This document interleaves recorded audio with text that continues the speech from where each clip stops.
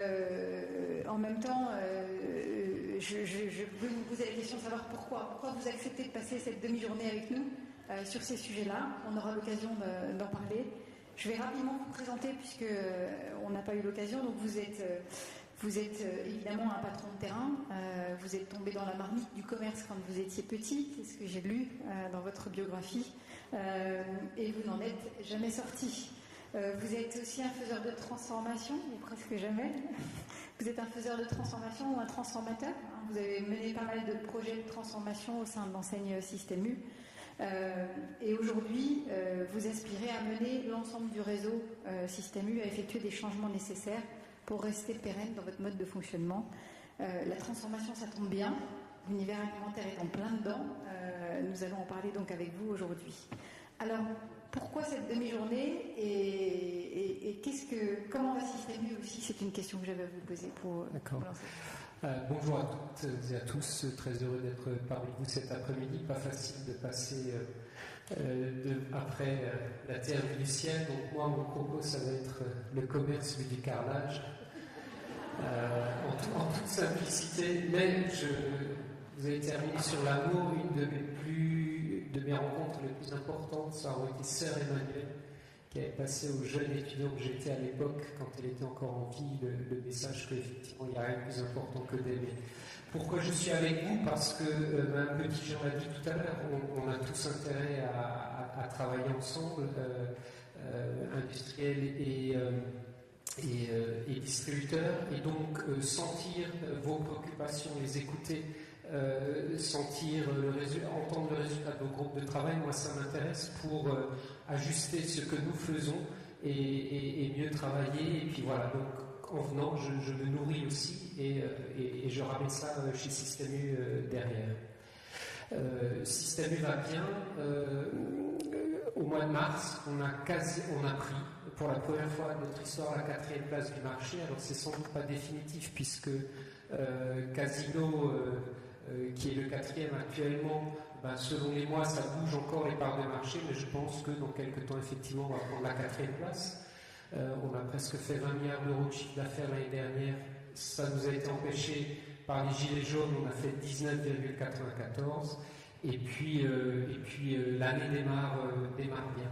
Mais aujourd'hui, il y a une info. L'info peut-être du jour, c'est que le cours de bourse de Casino est suspendu. Je ne sais pas si vous l'avez noté, puisque vous êtes toute la journée ensemble. Et je voulais juste dire que moi, c'est une info qui me préoccupe vraiment. Tout comme me préoccupe, par exemple, la santé d'un autre confrère qui est Auchan. Et pour notre métier, pour notre industrie, la vôtre, la mienne, c'est pas bon quand il y a deux acteurs importants comme ça qui se portent pas bien. Donc j'espère que l'un et l'autre vont résoudre leurs difficultés. Mais voilà, suspension du cours de bourse, attendre de nouvelles informations, c'est pas bon, quoi. Voilà. Merci pour cette introduction. J'avais préparé un peu cette intervention en me disant, in fine, ça fait quasiment un an que vous êtes à la présidence de Système U. Donc effectivement, vous êtes dans les magasins depuis très longtemps. Vous regardez le carrelage certainement de ces magasins-là. Après un an, on a le temps d'avoir pris le temps de voir ce qui se passe. Quel est votre rapport d'étonnement sur le monde de la distribution en général et peut-être sur le secteur alimentaire en particulier, qui est celui qui nous intéresse aujourd'hui? La première chose qui me frappe le plus, c'est l'accélération de tous les phénomènes.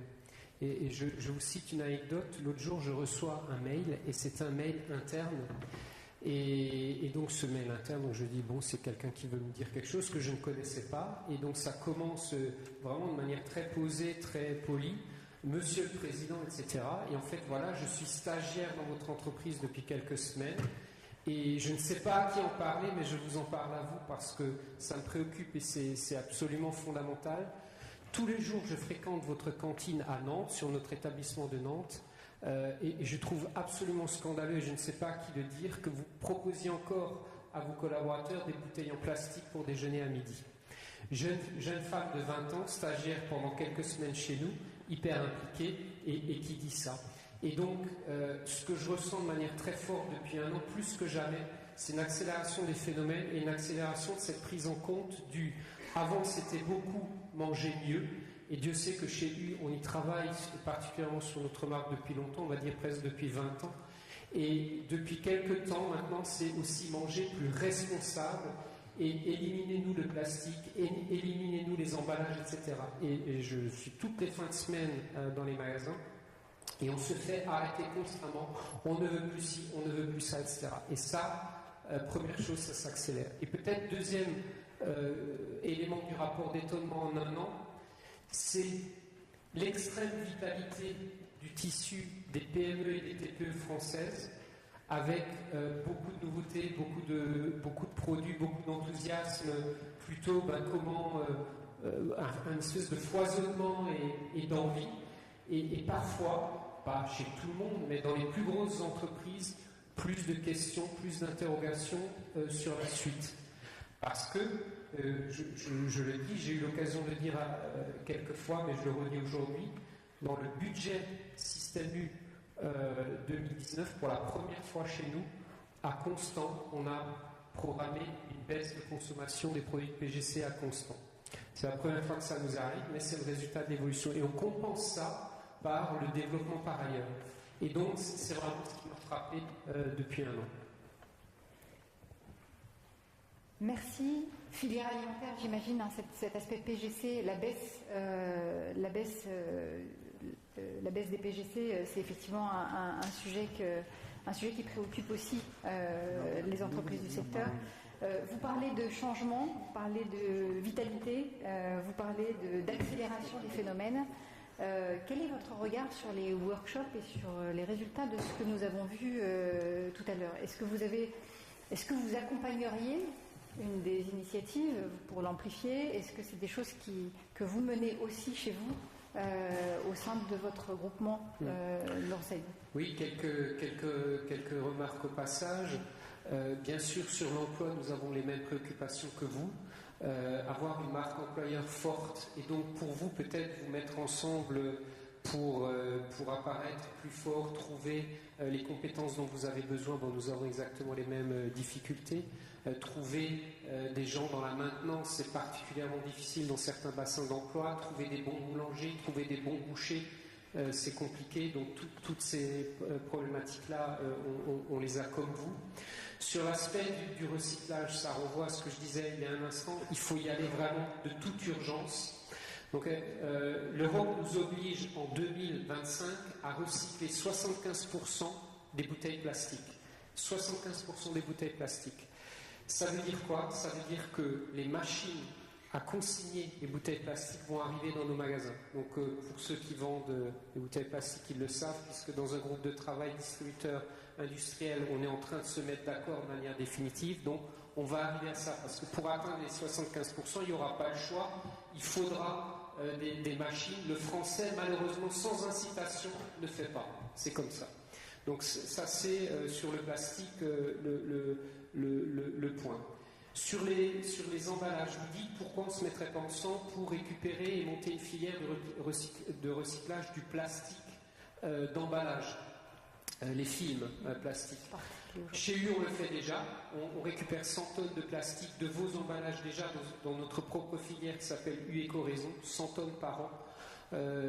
Qui repartent dans différents circuits, qu'on revalorise et qui redonnent en partie aussi des bouteilles de nos produits. Donc ça, c'est l'urgence absolue. S'il y a un sujet, à mon avis, où il faut se mettre d'accord, c'est ça. Nous, on va le faire très rapidement sur les bouteilles. Faut voir pour les films. Système U sera à l'écoute des initiatives. Il faut juste prendre en compte une chose. Les collectivités locales ont aujourd'hui des équilibres économiques sur leur cycle de recyclage parce qu'ils reprennent les bouteilles et un certain nombre d'emballages.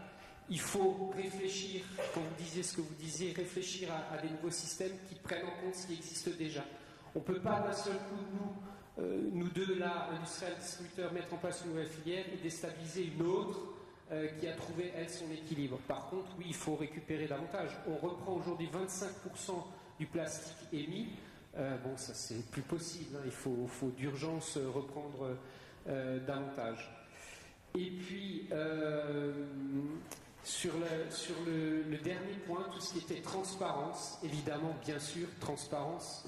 Alors bon, je sais que ça n'a pas fait plaisir à tout le monde, mais on a voulu apporter notre pierre à l'édifice. On a lancé une application qui s'appelle « Il y a quoi dedans ?» Il n'a jamais été pour nous question de concurrencer le premier acteur du marché qui a été cité tout à l'heure. C'était juste d'apporter notre pierre à l'édifice et de dire que oui, il faut de la transparence pour le consommateur plus que jamais. Et je vous rappelle, notre application, cette application « Il y a quoi dedans ?» ne fait qu'une chose, donne les faits. Elle donne, y a-t-il certains éléments ou pas dans le produit, et prenez vos responsabilités, vous êtes des adultes, et on ne va pas dire le produit est vert, le produit est rouge, n'en mangez pas, etc. Non, chacun après juge et fait.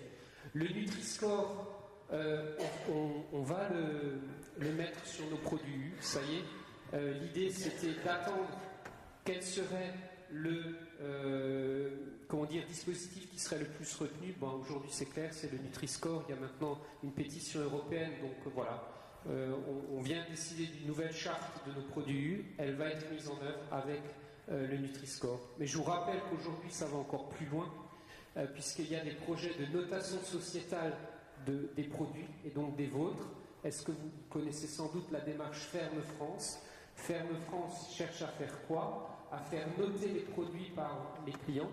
Nous on est impliqués dans cette démarche depuis le début, parce que forcément ça viendra.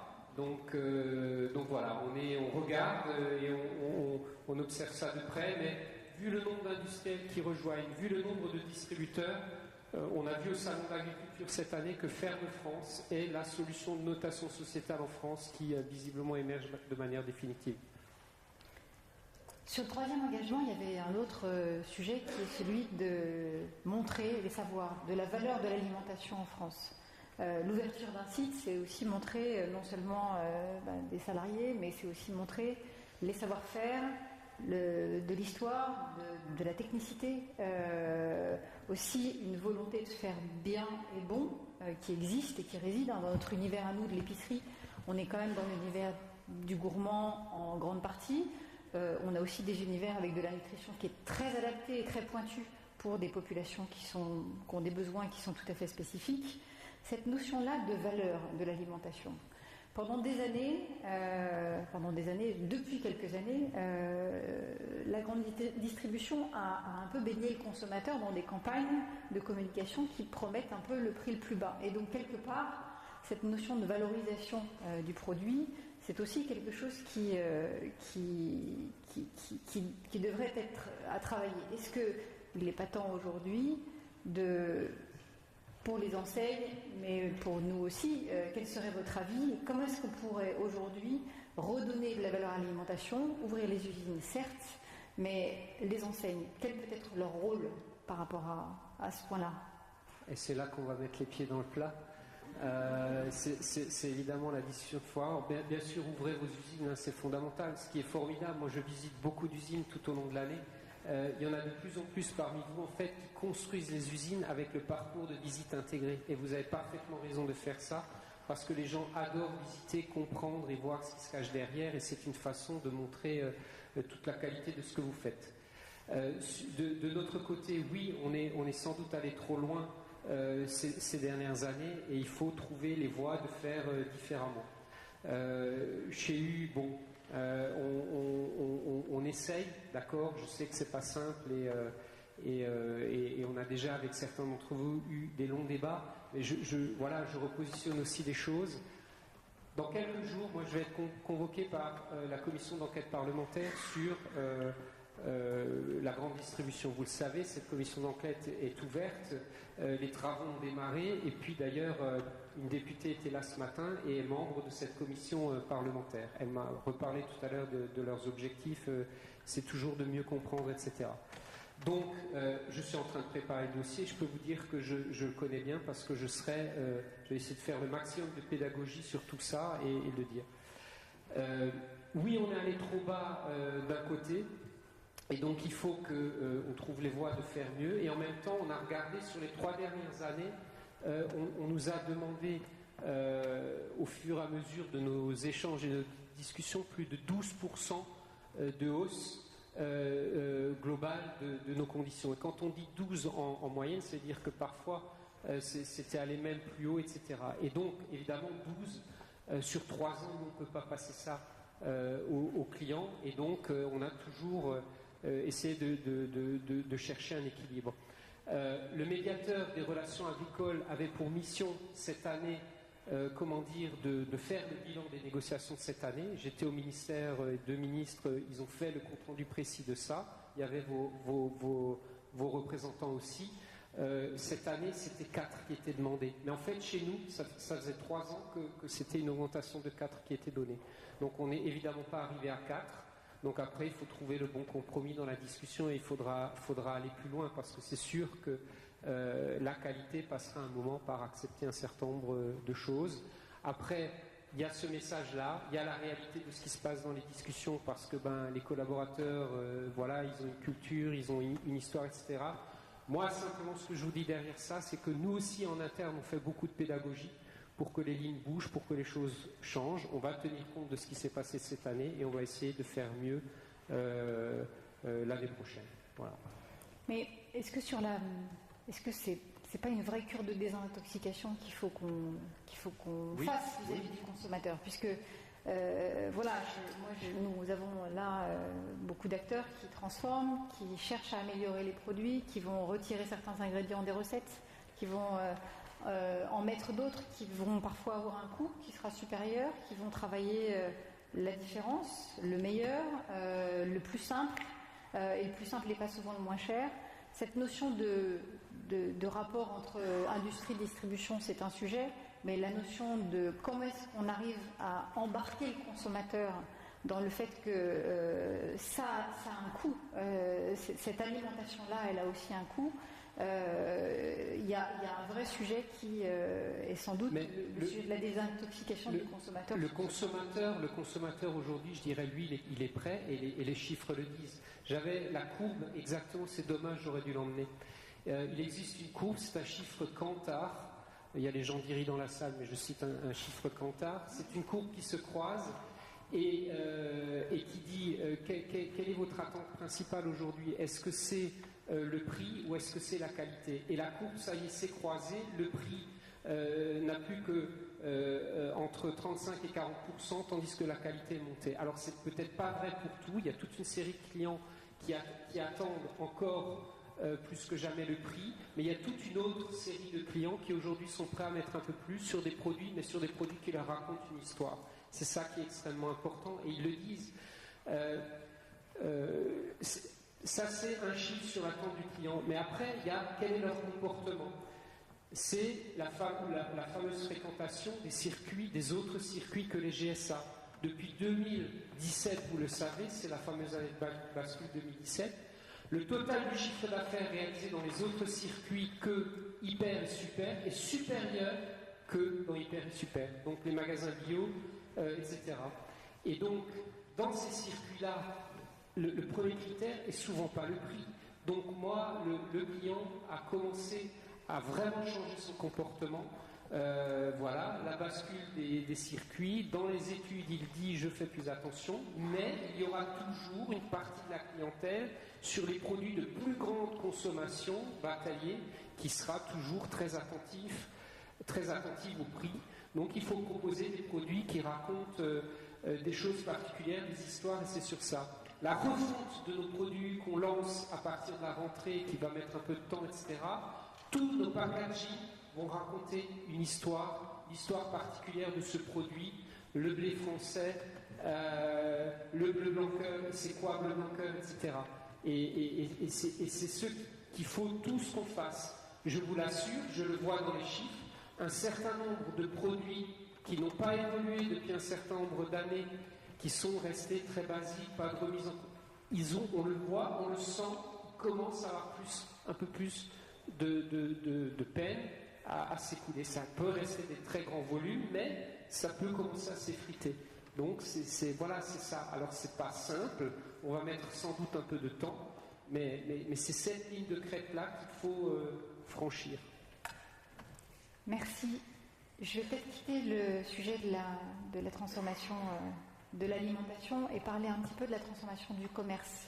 On a vu ce matin, on a eu l'occasion d'échanger, les transformations digitales sont majeures, la façon dont l'information circule est extrêmement importante.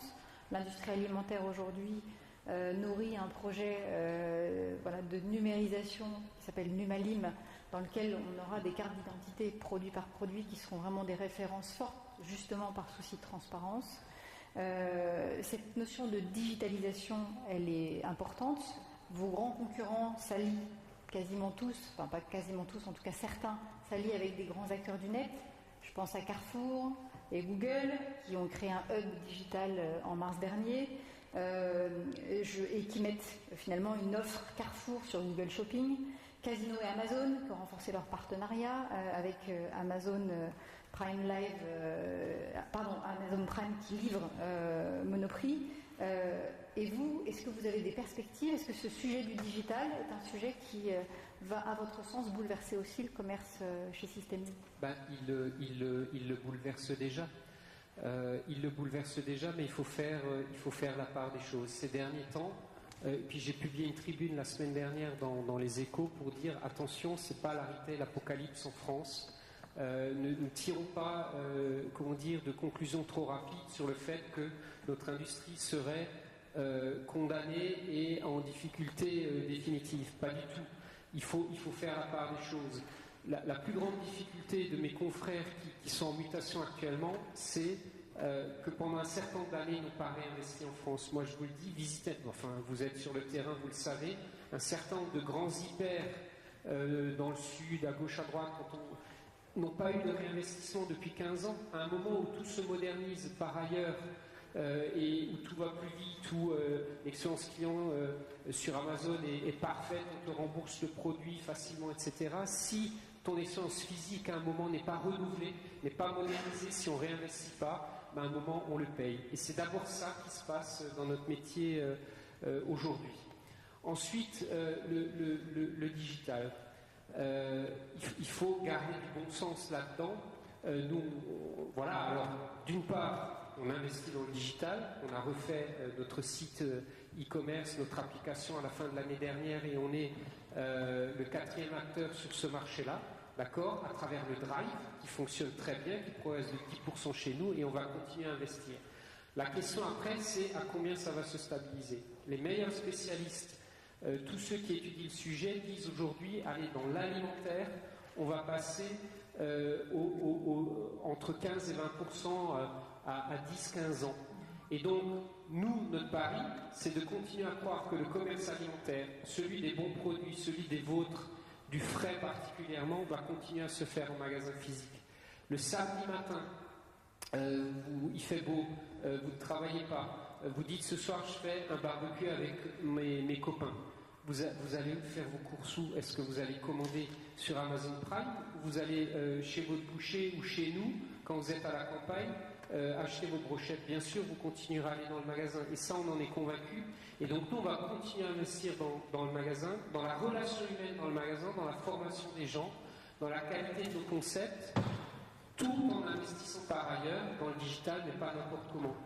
Moi, mon plus gros truc, c'est que j'ai plein de confrères qui me disent, ces dernières années, non seulement entre nous, autour d'un verre, discrètement, mais bon, je ne citerai pas de nom, non seulement on n'a pas forcément investi en France ces dernières années, aujourd'hui on le paye, et par ailleurs en France, on a parfois trop investi dans le digital et on en a oublié certaines autres choses. Bon, nous, on n'avait pas les moyens de perdre de l'argent dans le digital, donc on a plutôt fait des choses ciblées.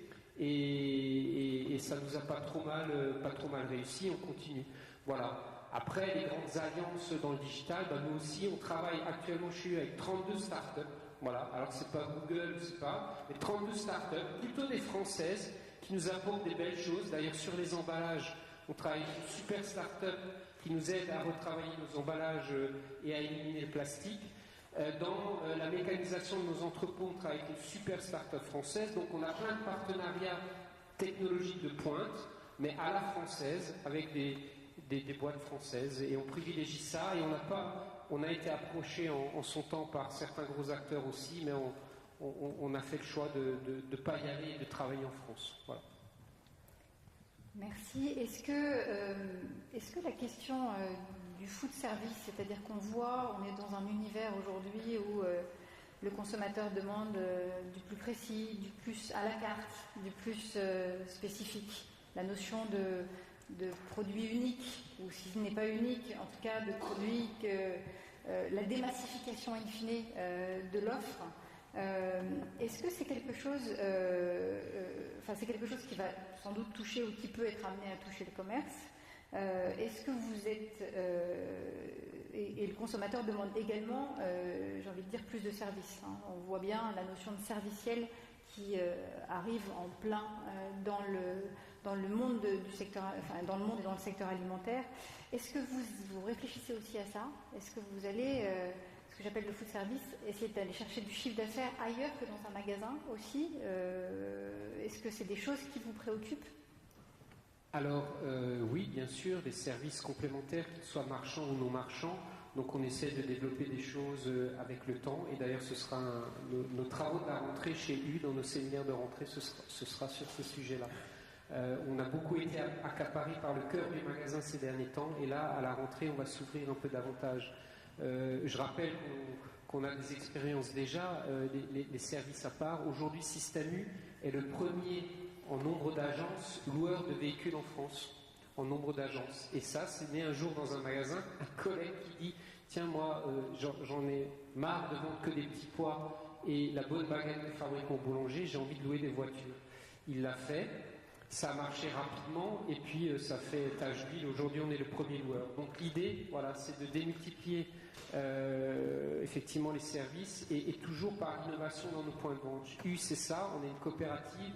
Tout part par l'expérimentation au point de vente. Il y en a un moment qui a une super idée, on l'aide, on modélise et après c'est repris. Voilà. Et bien sûr, le client est à l'affût, lui ce qu'il veut, mais il faut toujours garder le bon sens, quoi. Il faut l'écouter, le client qui change très vite, il faut l'écouter et rester simple. Lui faire gagner du temps, parce que c'est ce qu'il veut plus que jamais. Lui faire trouver le produit, pas de rupture, donc il faut que nos chaînes d'appro soient au top. Ça restera des basiques après dans notre métier. Hein. Il n'y a pas d'ambiguïté, là-dessus. Vous vous approvisionnez avec un certain nombre d'acteurs industriels. Ce serait quoi un partenaire, aujourd'hui, c'est quoi pour vous un partenaire industriel? Il y en a plein dans la salle. C'est des bonnes relations qui durent dans le temps. L'autre jour, j'étais dans un champ d'épinards. Donc le fournisseur j'adore faire ça.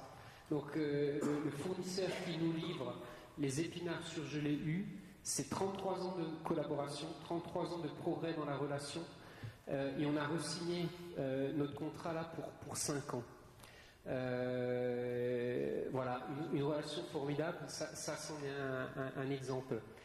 Dans les relations en dehors de la marque distributeur, malheureusement, on est à des rythmes à l'année. Moi, je rêverais qu'on soit capable de s'engager sur plusieurs années, comme on le fait avec nos fournisseurs de marque U.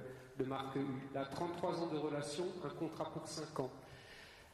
Ce qu'on signe au mois de juin, enfin c'est déjà signé, mais on inaugure ça au mois de juin. Au mois de juin, on ouvre l'usine qui va produire tous les desserts lactés U. On l'ouvre dans la Meuse, on reprend une usine qui aurait dû fermer, on sauve une centaine d'emplois, on en recrute une centaine supplémentaire avec un partenaire industriel. Et l'originalité de ce partenariat-là, c'est une contractualisation sur 9 ans. Les producteurs laitiers du bassin laitier de ce coin-là ont une visibilité de 9 ans. Plusieurs ont déjà dit, ça nous permet on a pu, avec ça, ce contrat-là, aller voir des banquiers. On a pu réinvestir, grâce à vous, à moderniser notre exploitation. Ça nous redonne le sourire, parce que dans la Meuse, c'était pas facile. Certains auraient peut-être mis la clé sous la porte. Et ça, c'est le type de relation qu'il faut qu'on multiplie. Aujourd'hui, la contractualisation le permet pour la marque distributeur. Dans le monde industriel autre, c'est différent, mais voilà. L'idéal pour moi, c'est d'aller vers des choses comme ça demain. En tout cas, pour la marque U, je peux vous le dire. Alors on me dit oui, mais c'est des effets de manche, etc. Chez nous, chaque fois qu'on fait ça, c'est pour un marché complet. Ce sont tous nos œufs, c'est tout notre lait, c'est toute notre charcuterie à base de porc, c'est tous les desserts lactés. C'est pas 5% du business, c'est chaque fois la totalité. On fait des choix radicaux. Peut-être parfois la difficulté de U, c'est pas de dire assez fort, mais bon, on va essayer de s'améliorer sur ce truc-là. Voilà. Et après, il faut qu'on trouve des nouvelles voies. Nous, on avait proposé un certain nombre de choses pendant la discussion sur les états généraux d'alimentation, sur la contractualisation. Je dis bien sur la contractualisation pour signer des accords différents. Rien n'avait été retenu. Et à la commission d'enquête parlementaire, on va reproposer des choses différentes.